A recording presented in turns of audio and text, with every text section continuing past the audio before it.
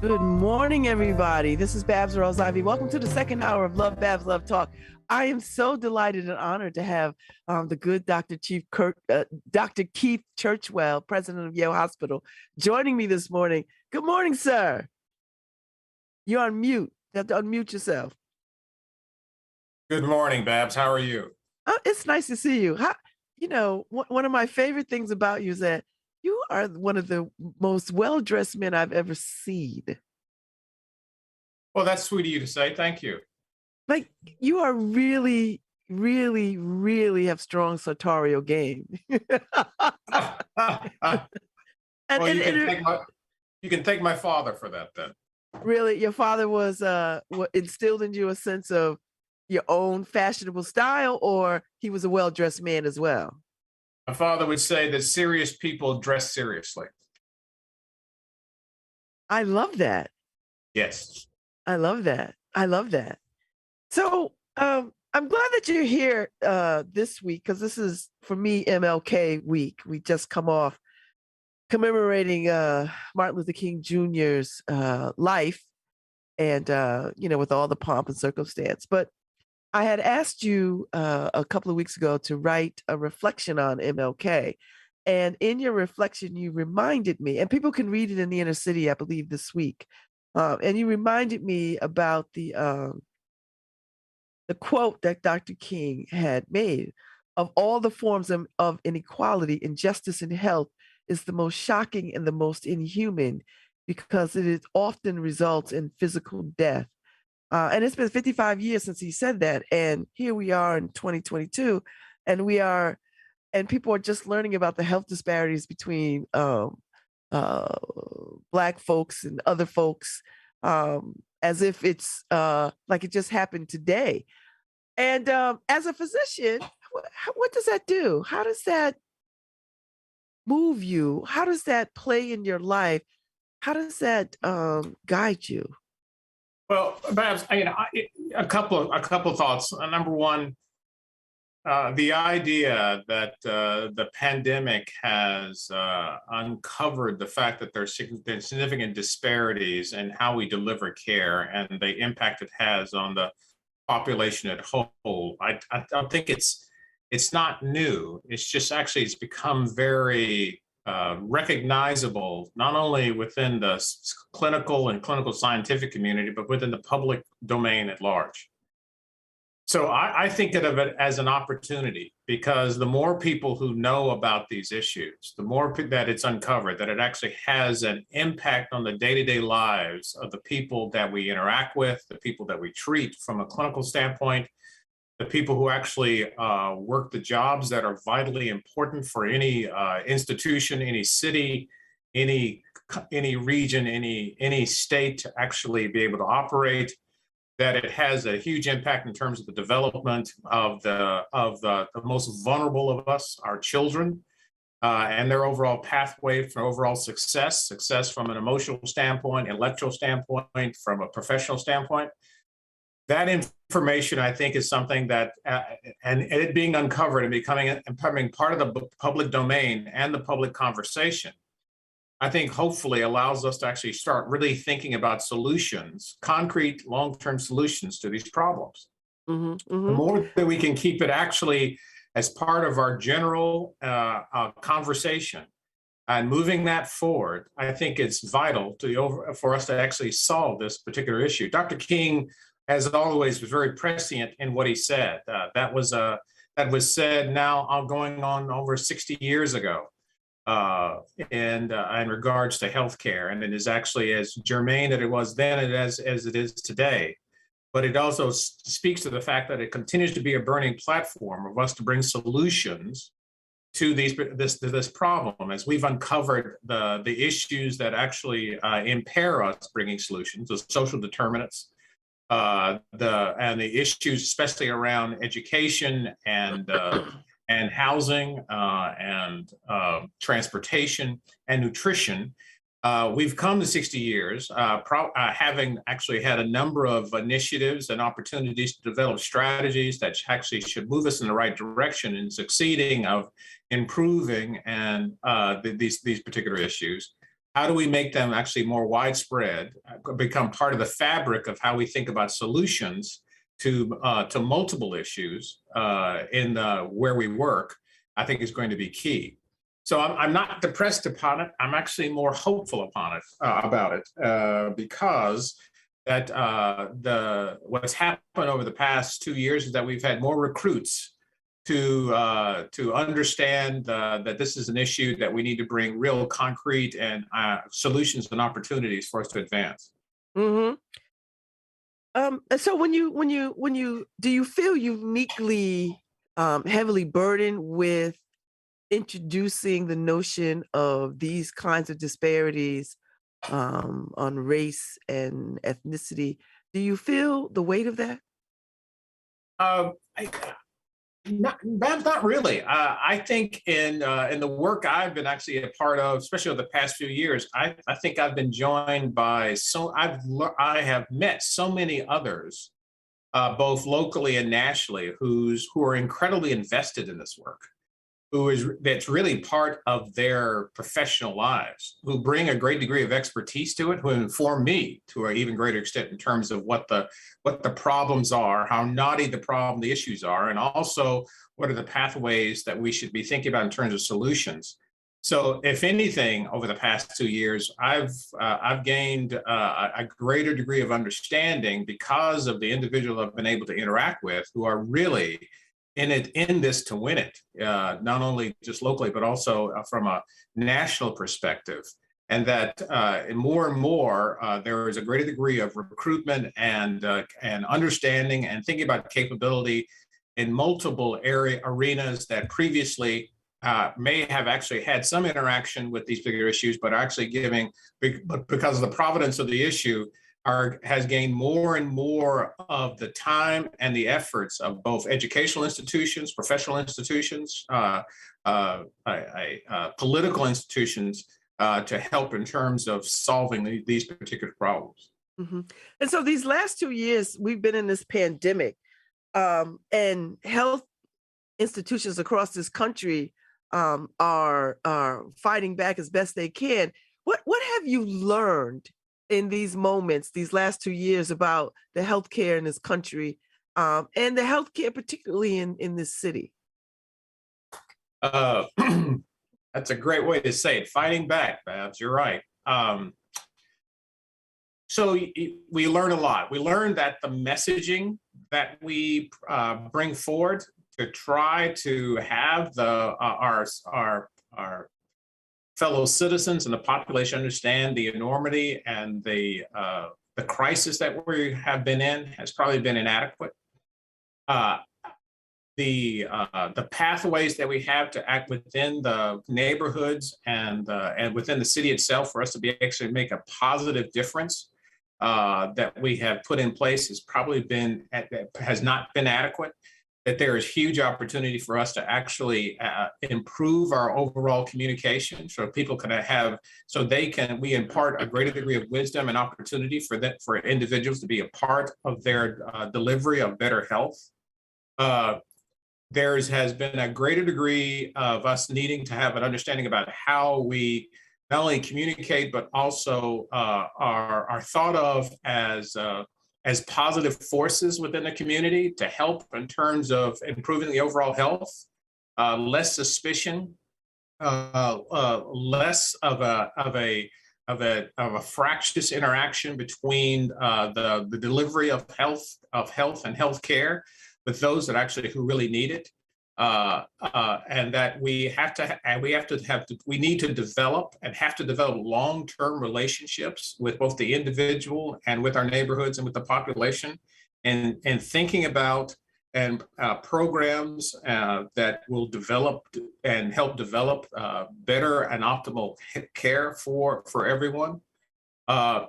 There's been a lot of innovation that has occurred. There has been a lot of programs and probably mistakes, but learning from those particular mistakes that has led us to actually think about things not only within the pandemic, but as we get out of the pandemic, a better way for us to approach the delivery of care within the population to improve the overall health.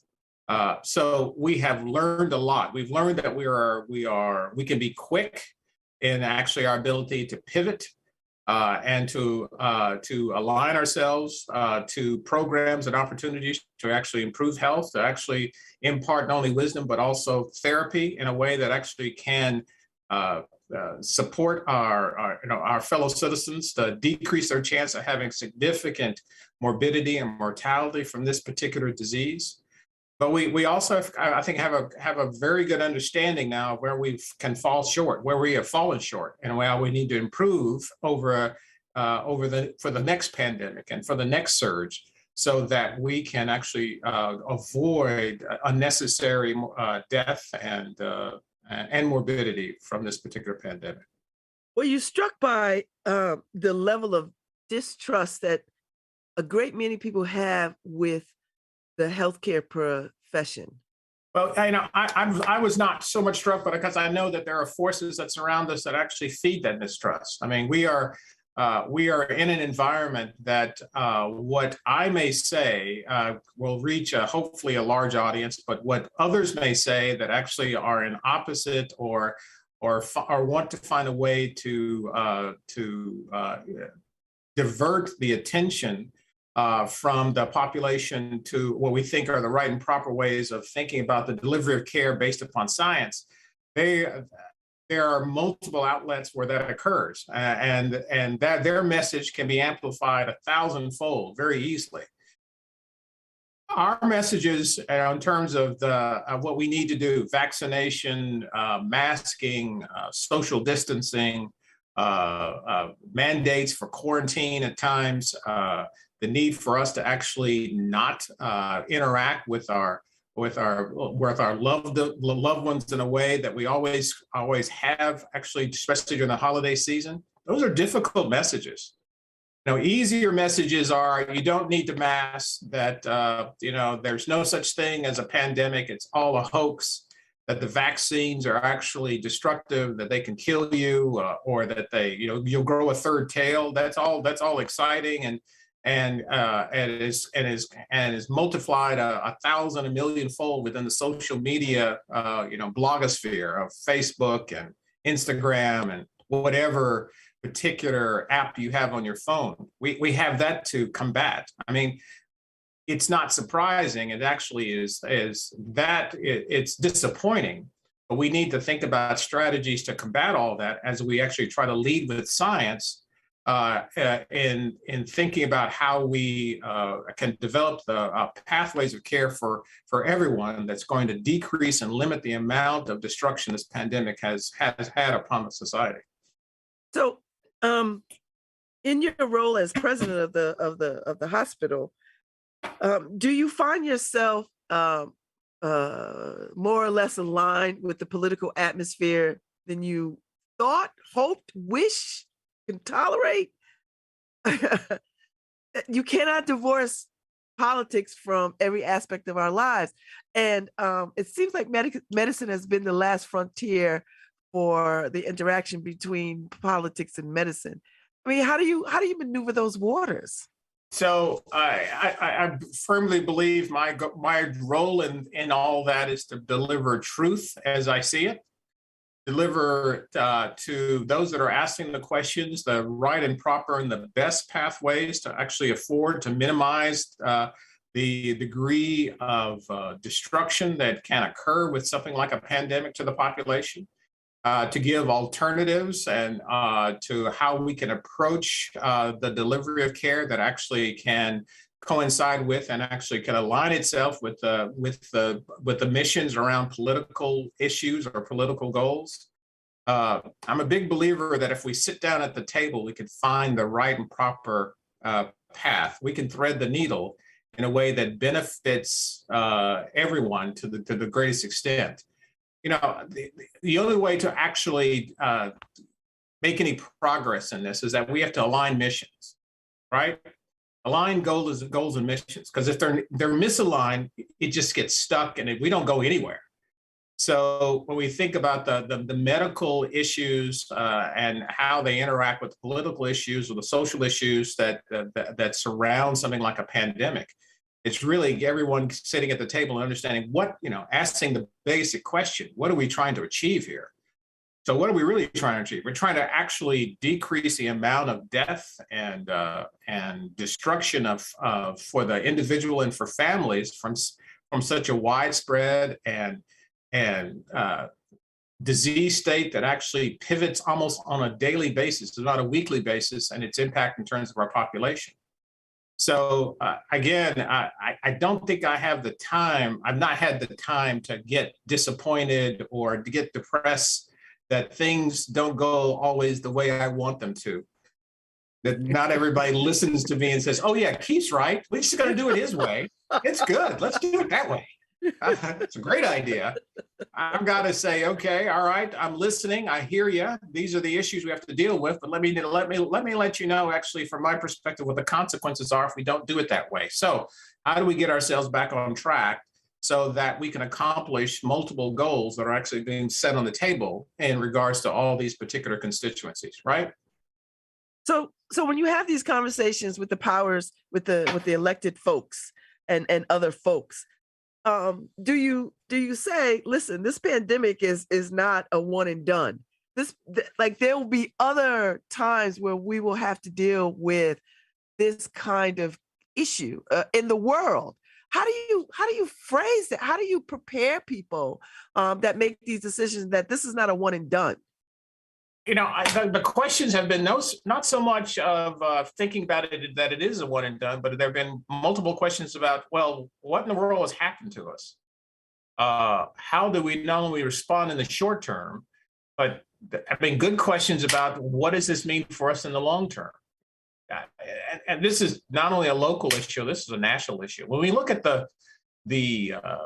what we have constructed from a public health perspective across the country, what it really has actually shown us is that we don't have really a public health. We've not put together a program around public health that can meet the needs of the population for a pandemic or for the initiation of appropriate diabetes care, or how we're going to actually align ourselves to improve the overall care for patients with high blood pressure. We don't have that infrastructure. So I think that's actually one of the burning platforms for us as we actually go through this pandemic and think about the utilization of resources long-term. How do we start the process of really putting together a very strong and robust public health infrastructure, not only locally in New Haven, but really across the country, that allows ourselves to actually respond to a pandemic or other significant medical emergent issues in a way that's actually more effective. So how closely do you take your cues from the CDC? Because their criticism has been people feel like they've been misleading, and not misleading, but confusing on a lot of levels. So Babz, people want it's like Jeopardy. You ask a question and you want one answer. That's the only answer to this particular question. So we can go to the next question, right? And I would make the argument, we're not even sure what the questions are at times in terms of this particular pandemic. We have a virus that is now mutated 3 times with variations that actually have impact in terms of the initial therapies that we started. That have impact in terms of how we actually can deliver additional care, that actually have a greater degree of infectivity versus the first iteration of this particular virus. And these things happen not just in years, they happened over, at times, just a few weeks. Think about Omicron that actually started in South Africa in the fall and is now almost 100% of the variant across the world. That's how fast it actually took over.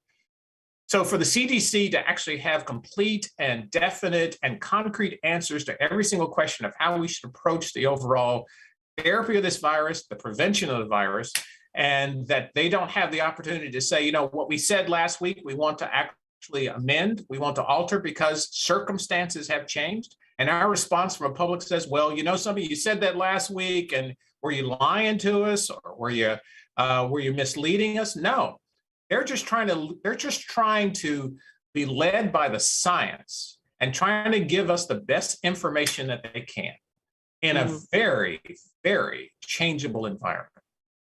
So, so at the end of the day, I give them a little slack.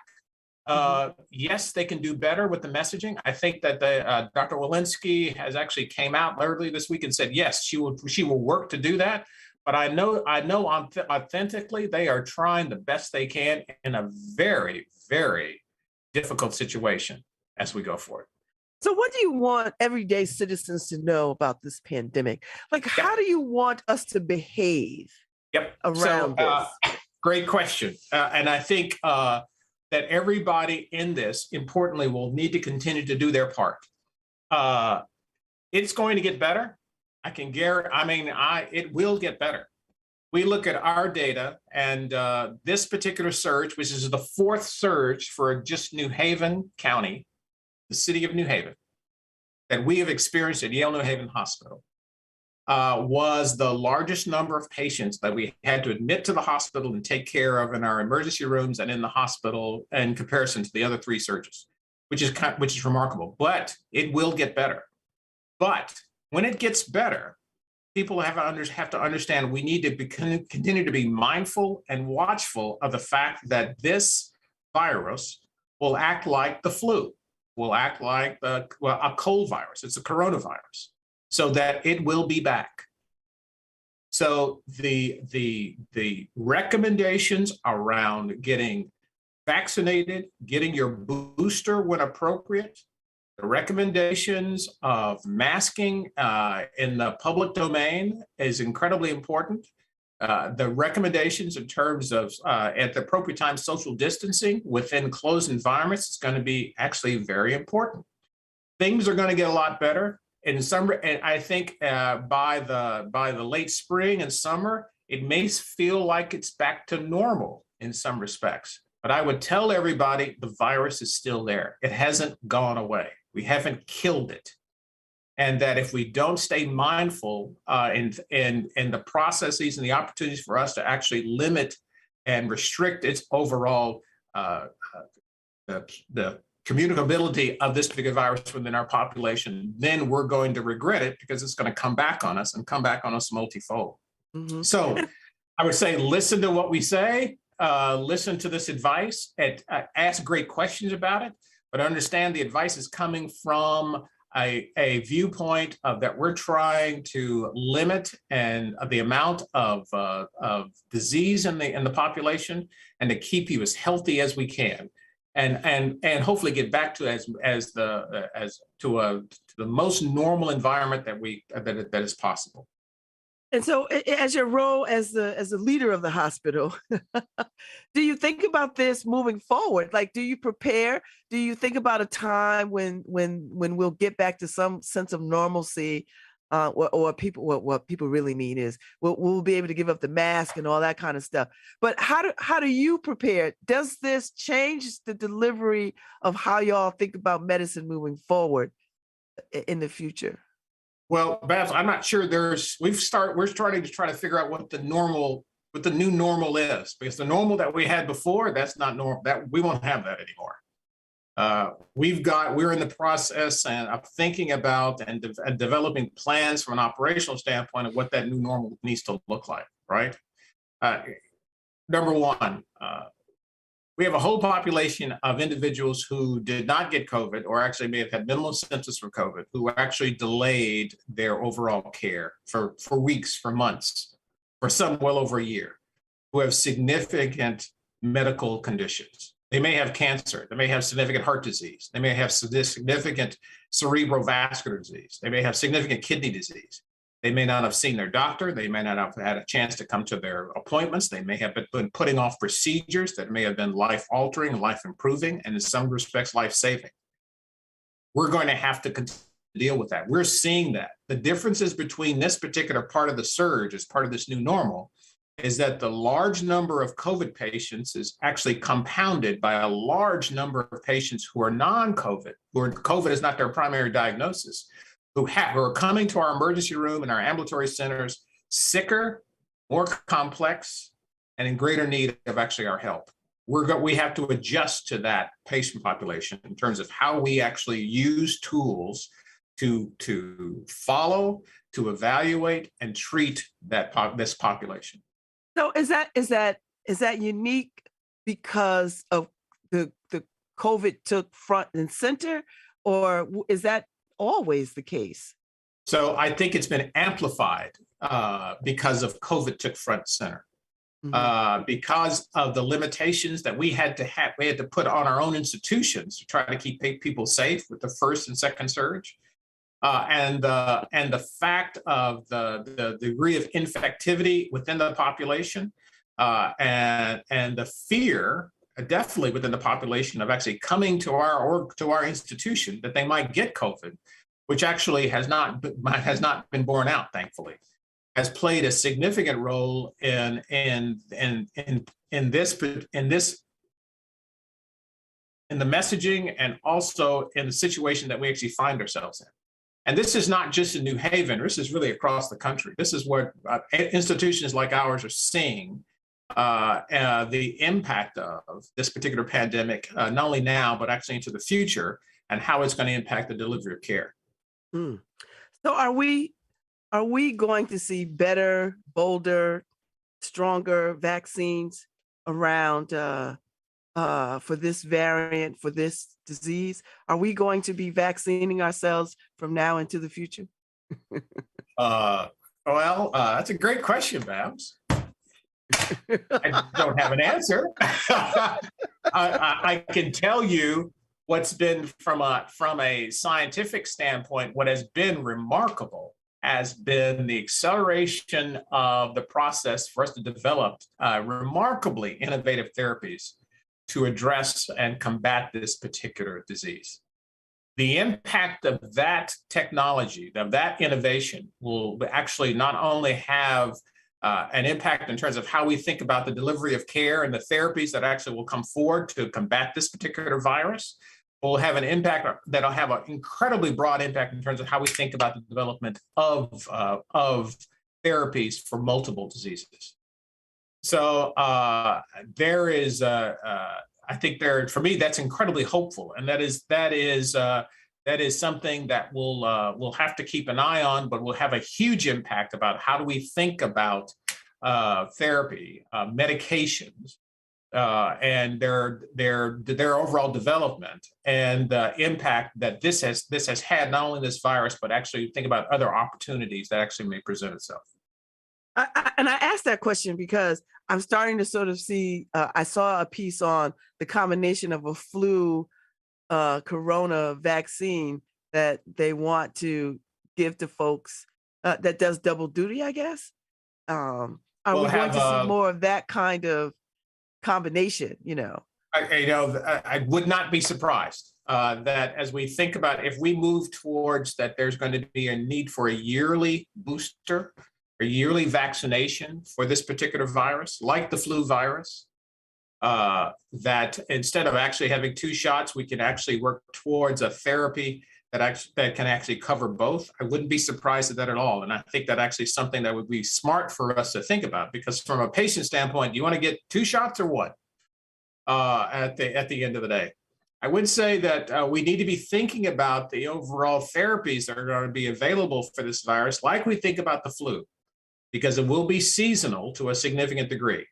There may be some degree of variation and mutations that can occur that we need to address for this particular virus.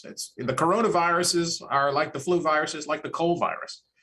They come every single year, right? So that I think we need to have an expectation that we'll be working to put together a plan of action that actually addresses that. So I would tell everybody that as this work sort of progresses and they keep track of it, they should not be surprised that we come out with a recommendation that yearly you may get the flu-rona-virus vaccination, and preparation for the next, to mitigate the next wave, or make the next wave smaller in regards to this. Wow. Well, I will say this. I understand medical schools are starting to see an increase in folks wanting to be doctors. There's plenty of work. So let me change gears a little bit because I want to ask you, what are you reading these days? Because I asked you this the last couple of times that you were on. And I know you're busy. So on my bedside is President Obama's memoir from his first iteration of his memoir about his presidency, actually, Promised Land. So that's on the bedside. That's what I'm trying to get through. It's a great read. He's a wonderful writer. Are you a books on tape guy too? Like, will you listen to Audible? I listen to music when I'm actually in the car, or I listen to NPR, but I don't do books on tape. No. All right. So who are you listening to music wise? Who are you liking these days? Oh, I couldn't tell you who's out there in the public domain from a news standpoint. You asked the wrong person. Well, what do you listen when you put on music? Who are you putting on? What I just added? You know what I just added? And people are going to go crazy, say, "What in the world did you listen to?" I just added Doris Day and Andre Previn to my iPod. That's not a bad listen.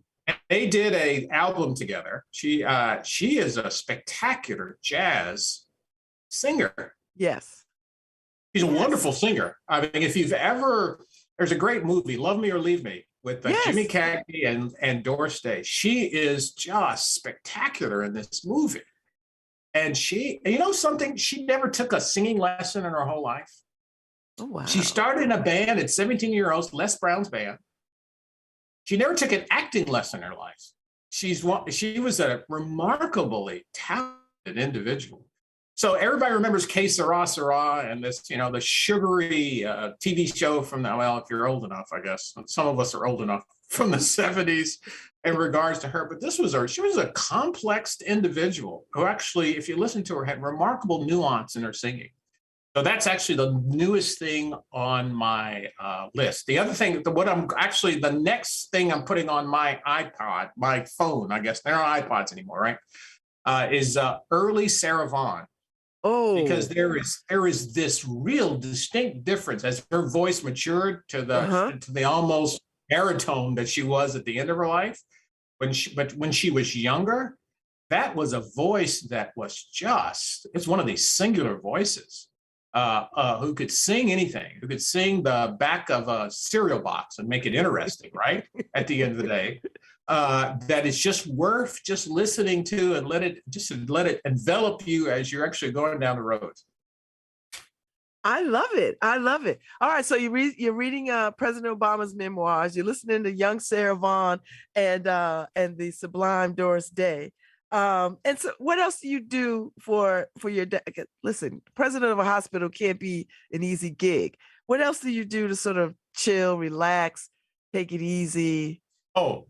Well, like everybody else, HGTV. Do you have a favorite show on HG? I'm a junkie. I love International House Hunters. I'm just a junkie. Just all the shows. And they're the same show, it turns out, because they have this bad house and somebody tries to come to fix the house. And by the end of the show, the house is better. It's not like it's a new show or there's a great insight. You're just sitting there going, wow, I wish that would happen to me. Isn't that great? And my wife and I argue, I wouldn't do that. Oh, that's just terrible. Oh, that's just wonderful. So we sit there and, it's football season. So it's, I'm living and dying by the Titans at this particular point, right? That's I'm your texting team. back and forth with my brothers at this particular time. And, just trying to stay healthy, Do you have a health regimen? Are you a runner? Are you a jogger? Are you a tennis player? You golf? What do you do? I think about it a lot, Babz, at the end of the day. So golf in the season, I took up tennis again. My father gave us tennis when I was very young. He was a tennis player back in the 1920s, actually, when he took it up. Literally had to build his own courts, actually in North Nashville, built his own grass courts with his buddies. Really? So, he was a huge tennis fan. Which is just kind of remarkable. So he knew all of Bill Tilden and Jack Kramer and Althea Gibson and the whole group in terms of his overall knowledge. He gave that to us when we were young in terms of putting rackets in our hands. So I've played tennis all my life. I took it, I started again in terms of a degree of intensity last summer. I've fallen off the beam a little bit during the pandemic. I need to get back to it. I gave it to my daughter, so she's a tennis player, and my wife, we also play a little golf when the season allows. I need to get on the treadmill. I need to do something. You know, this is I have to do something as opposed to just thinking about it. Is what I need to do. Well, I so appreciate you taking the time to talk to me. And I know there's a great many people listening this morning. I wish you every success, more continued success. And I hope to have you back, in a few more months and we can talk a little bit more. Thank you, Dr. Churchwell. It's always a pleasure, and I'll come back anytime. Thank you so much.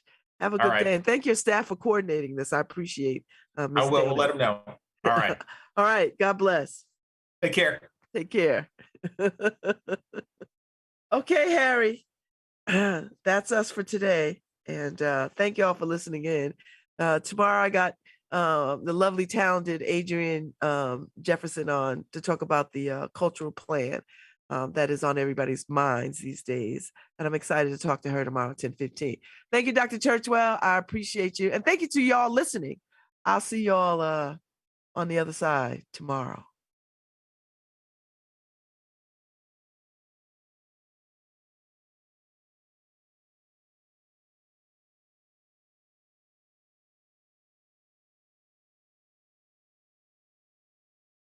Nice touch, K. Sarah Sarah by Doris Day. I appreciate that, Harry.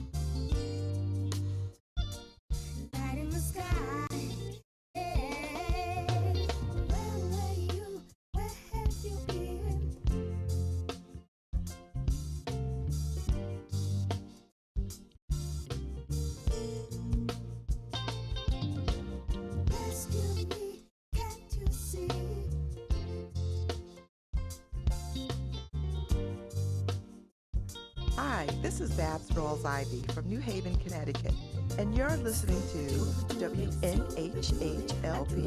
103.5 FM, streaming live at newhavenindependent.org.